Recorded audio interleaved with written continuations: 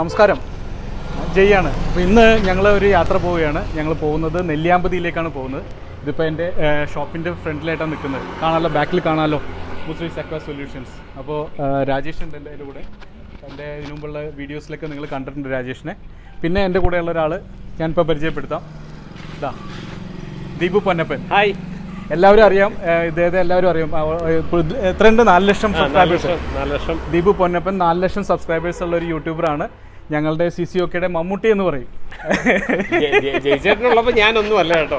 ഇദ്ദേഹത്തെ മമ്മൂട്ടി എന്ന് വിളിക്കാനുള്ള കാര്യം എന്ന് വെച്ച് കഴിഞ്ഞാൽ പുള്ളി ഒരു 6 വർഷം 7 വർഷം പഴക്കമുള്ള ഫോട്ടോസൊക്കെ എടുത്തിടും. അപ്പോൾ അന്ന് കണ്ടു കഴിഞ്ഞാൽ അതേപോലെ തന്നെയാണ് ഇപ്പോഴും ഇരിക്കുന്നത്. അതായത് ഒരിക്കലും പ്രായം കൂടാത്തൊരു മനുഷ്യനാണ് നമ്മുടെ മമ്മൂക്കയെ പോലെ തന്നെ. അപ്പോൾ നമ്മൾ ഇനി യാത്ര ഇവിടുന്ന് തുടങ്ങാൻ പോവുകയാണ്. എന്നിട്ട് വഴിയെ ബാക്കി കാഴ്ചകളൊക്കെ കാണാം. അതെ അതെ, നമുക്ക് അപ്പോൾ അടിച്ചു പൊളിക്കാം. അതെ, ഓക്കെ.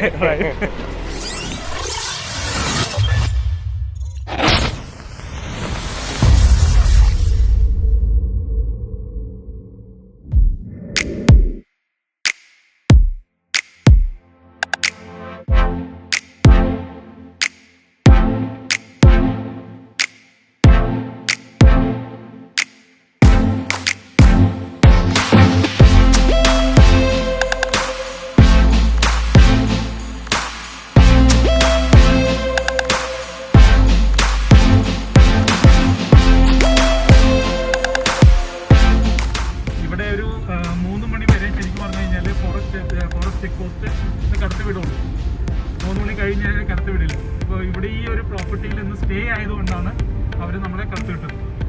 ബാക്കി വണ്ടികളൊക്കെ അവിടെ പിടിച്ചിട്ടുണ്ട്. അതിനിടയ്ക്ക് അവർ പറയുന്നുണ്ട് ഇവിടെ ഒരു കാട്ടുതീ വന്നിട്ടുണ്ട്, അത് അടക്കാൻ പറ്റിയിട്ടില്ലെന്നാണ് പറഞ്ഞത്. നമ്മളിങ്ങനെ യാത്ര തുടർന്നുകൊണ്ടിരിക്കുകയാണ്. അതെ, റിസോർട്ട് എന്ന് പറയുന്നത് കാടിൻ്റെ ശരിക്കും പറഞ്ഞാൽ ഡെൻസ് ഫോറസ്റ്റിൻ്റെ അവസ്ഥ തന്നെയാണ് പറഞ്ഞത്. അവിടെ ചെന്നിട്ട് അറിയാം എങ്ങനെയൊക്കെ ഉണ്ടെന്നുള്ളത്. അവിടെ അന്വേഷിച്ചപ്പോൾ അത്യാവശ്യം സൈറ്റിംഗ് ഒക്കെ കിട്ടുന്ന ഏരിയ എന്ന് പറഞ്ഞു. നോക്കാം എങ്ങനെയുണ്ട്. ഓക്കെ,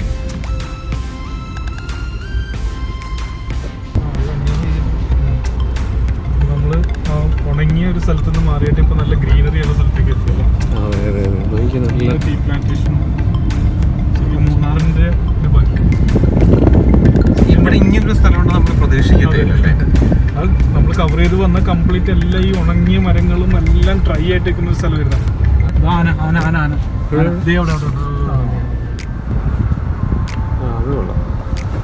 അല്ല, അങ്ങനെ ഒരു ചാൻസ് കിട്ടിയല്ലേ.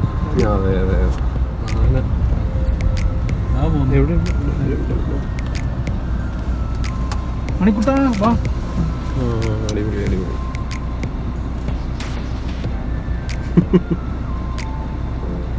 ഒത്താനല്ലേ. ക്യാമറയൊക്കെ റെഡിയാക്കി വെച്ചോണ്ട് സമയത്ത് ഇപ്പം നമ്മുടെ റിസോർട്ട് എത്താറായിട്ടാ. ശരിക്കും നല്ല കാട്ടിക്കൂടിയുള്ള യാത്രയാണ്. റോഡ് കണ്ടോ, മഡ് റോഡാണ്. Mud road.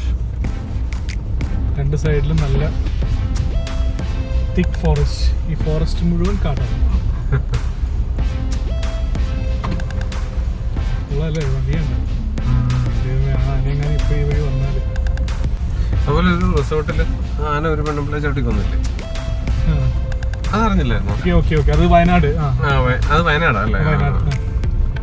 അത് ഇത് ടെന്റഡ് അക്കോമഡേഷൻ ആയിരുന്നു. അപ്പോൾ ആ സമയത്ത് ഇവര് ടോയ്ലറ്റിൽ എന്തോ പോയേക്കായിരുന്നു. ആ സമയത്ത് ആന വന്നു, ബാക്കിയുള്ളവരൊക്കെ മാറി. അപ്പൊ ഇവര് അത് അറിയാതെ അവര് ടോയ്ലറ്റിൽ നിന്ന് തിരിച്ചു വന്നപ്പോ നേരെ ആനയുടെ മുമ്പിൽ പോയി ചാടി. അല്ല, എന്നിട്ട് അപ്പം രക്ഷപ്പെടാനൊന്നും പറ്റിയില്ല. അങ്ങനെ ഇങ്ങനെ ഒന്നും രക്ഷപ്പെടാൻ പറ്റില്ല. ഈ ആനയെന്ന് പറഞ്ഞാൽ നല്ല ഫാസ്റ്റ് ആയിട്ട് ഓടുന്ന സമയം.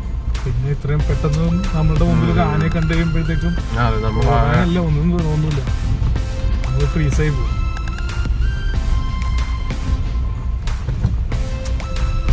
കുറച്ച് പണിയാണല്ലോ. ഒരു മനുഷ്യൻ വരുന്നുണ്ട്. ആളെ കാണുമ്പോൾ ഒരു സന്തോഷം. ഏതായാലും അതിൻ്റെ അപ്പുറത്തേക്ക് ആന ഇല്ല എന്നുള്ള ഒരു ഉറപ്പായി. അതെ, കണ്ട ഒരു ചേട്ടൻ ഇപ്പം പടിയും കുത്തി പിടിച്ച് വരുന്നുണ്ട്. ഇവരോട് ചോദിക്കാം, വന്യ റിസോർട്ട് ഇവിടെ തന്നെ ഉള്ളതാണ്. വന്യ റിസോർട്ട് എവിടെ? വന്യ റിസോർട്ട്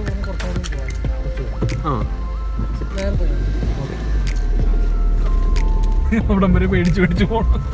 അയാൾ ചുമ്മാതാണോ ചോദിച്ചത്, കാറിലാണോ പോകുന്നത്? അല്ലേ, വഴി നോക്കിയ കാഴ്ച എൻ്റെ അമ്മ പ്ലസ് ഗിയറിട്ട് ക്ലച്ച് താങ്ങേണ്ടി വരും. ഇവർ ഈ കാര്യം പറഞ്ഞില്ലല്ലോ നമ്മളോട്. ഇതൊരു ജീപ്പ് പോകേണ്ട വഴിയാണ്. ഇത്രയും ഇതുള്ള ഇതാണോ? ഇല്ല, ഇത് ഇത്രയേ ഉള്ളൂ.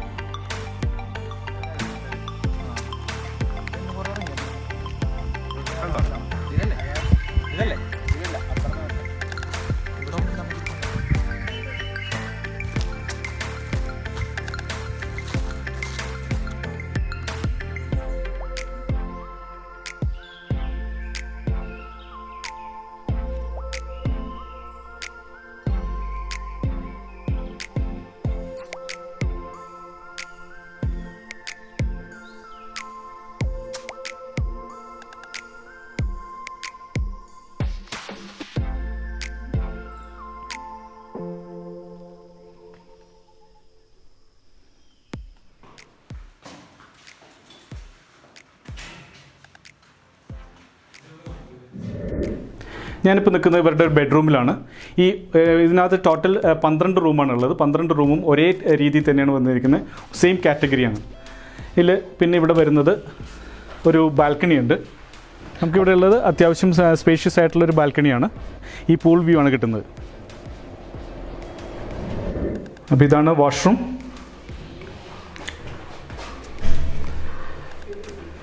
നല്ലൊരു ഷവറുണ്ട്. ഞാൻ പറഞ്ഞ പോലെ നമുക്ക് മലയാളികൾക്ക് ഏറ്റവും ഇമ്പോർട്ടൻ്റ് ആയിട്ടുള്ള കാര്യമാണ് വാഷ്റൂം. വേറെ എന്തും കോംപ്രമൈസ് ചെയ്യാം, പക്ഷേ ബാത്റൂം നീറ്റായിരിക്കണം. എനിക്ക് ആക്ച്വലി ഇവിടെ വന്നു കഴിഞ്ഞപ്പോൾ ഫീൽ ചെയ്തൊരു കാര്യം എന്താണെന്ന് വെച്ച് കഴിഞ്ഞാൽ, നമ്മൾ നോർമലി ഒരു വൈൽഡ് ലൈഫ് റിസോർട്ടിലേക്ക് പോകുമ്പോൾ നമ്മൾ എക്സ്പെക്ട് ചെയ്യുന്ന ഒരു ഇതുണ്ട്. അതായത് ലക്ഷറി ഉണ്ടാവില്ല. അതായത് നമ്മൾ ഒരുപാട് കാര്യങ്ങൾ കോംപ്രമൈസ് ചെയ്യാനായിട്ട് തയ്യാറായിട്ടായിരിക്കും വരുന്നത്.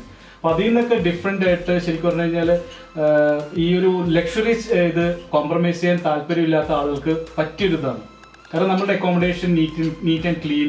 ഇവിടെ ടോയ്ലറ്റ് ആണെങ്കിലും വളരെ clean, bedroom everything is neat and clean, എല്ലാം വെൽ കെപ്റ്റ് ആണ്. അപ്പോൾ അങ്ങനത്തെ ഒരു പ്രോപ്പർട്ടിയാണത്. അപ്പോൾ നമ്മൾ സാധാരണ ഇപ്പോൾ ഞാൻ ശരിക്കും പറഞ്ഞു കഴിഞ്ഞാൽ ഇവിടെ നെല്ലിയാമ്പതിയിൽ വന്ന് സ്റ്റേ ചെയ്തിരിക്കുന്ന പ്രോപ്പർട്ടിയൊക്കെ എന്ന് പറഞ്ഞാൽ വളരെ ബേസിക് ആയിട്ടുള്ളതാണ്. അപ്പോൾ അധികം ലക്ഷറി അങ്ങനെയൊന്നുമില്ല, എല്ലാം വളരെ സാധാരണ നമുക്ക് യൂസ് ചെയ്യാൻ പറ്റുന്ന ക്ലീൻ, നീറ്റ് ആൻഡ് ക്ലീൻ, അത്രേ ഉള്ളൂ. പക്ഷേ ഇതേപോലെ ഒരു ലക്ഷറി റിസോർട്ട് ഒരു ഹോട്ടലിൽ നിന്ന് നമുക്ക് ഒരിക്കലും പറയാൻ പറ്റുന്നതല്ല. പക്ഷെ അത് ഇവിടെ ഇതുണ്ട്. വിത്ത് സ്വിമ്മിംഗ് പൂൾ, ഇല്ല, ഒരു കാര്യത്തിലും ഒരു കോംപ്രമൈസ് ചെയ്തിട്ടില്ല. അപ്പോൾ അങ്ങനെയുള്ള ഗസ്റ്റിനും ഇവിടെ വന്നു കഴിഞ്ഞാലും they can enjoy the wildlife. At same time അക്കോമഡേഷനിൽ യാതൊരു രീതിയിലുള്ള കോംപ്രമൈസും ഇല്ല. Good morning. അപ്പോൾ രാവിലെ തന്നെ എല്ലാവരും എണീറ്റു. ഞങ്ങൾ ഇന്നത്തെ ഒരു പ്രോഗ്രാം എന്താണെന്ന് വെച്ച് കഴിഞ്ഞാൽ, രാവിലെ ഒരു ചെറിയൊരു ട്രക്കിംഗ് ആണ്. അപ്പോൾ എല്ലാവരും റെഡിയാകാനായിട്ട് പോയേക്കാണ്. ഒരു ചായ കുടിയൊക്കെ കഴിഞ്ഞു. ഇന്നലെ we had A great stay. പിന്നെ നല്ല ഡിന്നറായിരുന്നു. പൂൾ സൈഡിലാണ് അറേഞ്ച് ചെയ്ത ഡിന്നറൊക്കെ. പിന്നെ കുറച്ച് നേരം പൂളിൽ ചാടി, അങ്ങനെയൊക്കെയായിരുന്നു. എന്തായാലും സ്റ്റേ വാസ് വെരി കംഫർട്ടബിൾ. നമുക്ക് ഫാമിലി ആയിട്ട് വരാൻ പറ്റിയൊരു പ്രോപ്പർട്ടിയാണ്. നിങ്ങൾ കണ്ടായിരുന്നല്ലോ, പൂള് കണ്ടായിരുന്നല്ലോ ഇന്നല്ലേ. ഇതെന്താ അവിടെ ആ കാണുന്നതാണ് പൂള്. ആ കാറിട്ടിരിക്കുന്നതിൻ്റെ നേരെ ഫ്രണ്ടിൽ. അപ്പോൾ കുട്ടികൾക്കാണെങ്കിലും ഇവിടെ വന്നു കഴിഞ്ഞാൽ അവർക്കൊരു ബോറടി ഉണ്ടാവില്ല. സാധാരണ നമ്മളൊരു ജംഗിൾ റിസോർട്ടിലേക്കാണ് പോകണമെന്ന് പറയുമ്പോഴത്തേക്കും കുട്ടികൾക്ക് വലിയ താല്പര്യമില്ല. കാരണം അവർക്ക് അവിടെ വന്നു കഴിഞ്ഞാൽ ചെയ്യാനായിട്ടൊന്നുമില്ല. കുട്ടികൾ വേറെ ഏതെങ്കിലും സ്ഥലത്തേക്ക് പോകാമെന്ന് പറയുള്ളൂ. അങ്ങനെയല്ല, ഇവിടെ വന്നു കഴിഞ്ഞാൽ കുട്ടികൾക്ക് ശരിക്കും എൻജോയ് ചെയ്യാൻ പറ്റുന്ന ഒരു ലൊക്കേഷനാണ്. ശരിക്കും നല്ലൊരു പ്രോപ്പർട്ടിയാണ്. കാരണം ഇവിടുത്തെ ഈ പൂളും കാര്യങ്ങളൊക്കെ ഉള്ളതുകൊണ്ട് അവർ നല്ലൊരു ടൈം പാസ്സായിരിക്കും. പിന്നെ വൈകുന്നേരം ക്യാമ്പ് ഫയർ ഉണ്ട്. അപ്പോൾ എല്ലാ അറേഞ്ച്മെൻറ്റും ഇവിടെ ചെയ്തിട്ടുണ്ട്. ഇവിടെ ഇപ്പം നമ്മളുടെ ട്രെക്കിംഗ് ആരംഭിച്ചിരിക്കുകയാണ് കേട്ടോ. ഞങ്ങളിപ്പോൾ കാട്ടിലൂടെ ഇങ്ങനെ നടന്നു പോവുകയാണ്. നമുക്ക് നോക്കാം എന്തെങ്കിലും കാട്ടുപോത്തോ എന്തെങ്കിലുമൊക്കെ വരുമെന്ന് നോക്കാം. പക്ഷെ എന്നാലും ഒന്നും കണ്ടില്ലെങ്കിൽ പോലും നല്ല ഈ രാവിലെ ഈ കാട്ടിൽ കൂടിയുള്ള യാത്ര എന്ന് പറഞ്ഞൊരു പ്രത്യേക സുഖം തന്നെയാണ്. നല്ല ഫ്രഷ് ആയിട്ടുള്ള ഓക്സിജനൊക്കെ കിട്ടും. ആ രാവിലെ നല്ല ശരിക്കും നമ്മൾ റിഫ്രഷ് ആവും ശരിക്കും പറഞ്ഞു ഈ ഒരു വാക്ക് കഴിഞ്ഞിട്ട്. അപ്പോൾ ഇതാണ് റിൻസനാണിത്. റിൻസൻ ഇവിടുത്തെ പ്രോപ്പർട്ടിയുടെ സ്റ്റാഫാണ് അല്ലേ, ഫ്രണ്ട് ഓഫീസ് സ്റ്റാഫ് അല്ലേ. പുള്ളിയാണ് നമ്മൾ ഈ ട്രക്കിങ്ങിന് ഇപ്പോൾ കൊണ്ടുപോകുന്നത്. സ്ഥിരമായിട്ട് ഗസ്റ്റിൻ്റെ കൂടെ ഇങ്ങനെ പോകാറുണ്ടോ?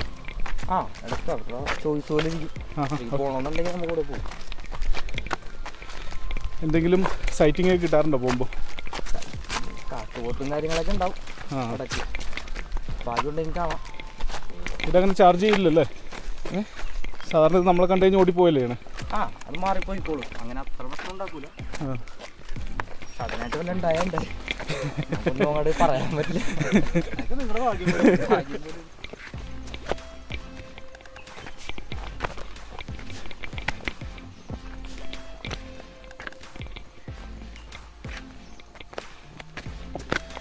എങ്ങനെയുണ്ട് കയറ്റം? ഓക്കെയാണോ? അടിപൊളി.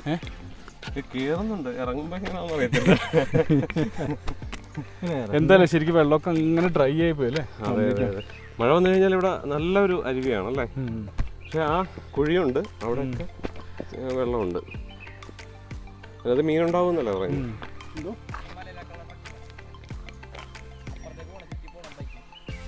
നമ്മുടെ പഞ്ഞിമരാണ്.